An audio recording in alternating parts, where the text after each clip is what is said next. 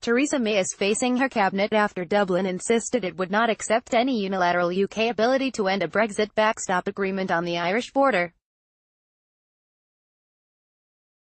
The meeting of senior ministers on Tuesday comes after Justice Secretary David Gauke said a no-deal EU exit would be very bad for the UK economy. PA Graphics. Mrs May is understood to be seeking an opt-out to dampen hardline Tory and DUP concerns over plans for the whole of the UK to remain temporarily in a customs union with the EU after Brexit in order to avoid a hard border in Ireland.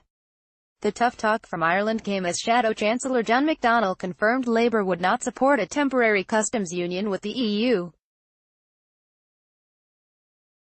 Asked if Labour would vote against a customs union option unless it was permanent, Mr McDonnell told BBC Two's Newsnight, "Yeah, I think so, because we'll see what she comes back with and we will be straight and honest with people. If it doesn't protect jobs and the economy, we can't support it. All the messages that we get back over this whole period is that our European partners desperately want what we want, a deal that will protect their jobs and their economies in the same way that we want to. So, we think there's a deal to be had if they recognise that the deal is unacceptable to Parliament. I think that opens up a vista of the opportunity of the real negotiations," Mr Gauke told of Channel 4 Brexit debate show. "If we leave on no-deal terms, there's no good shying away. It will be very bad for us economically, if we can get a good deal, and that means removing all the frictions.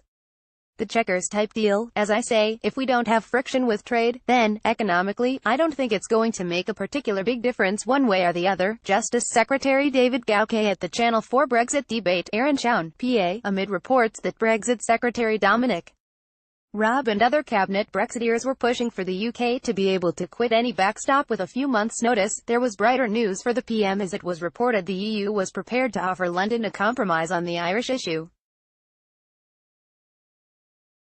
Brussels may put forward an independent mechanism by which Britain could end a temporary customs arrangement with the EU, according to The Times.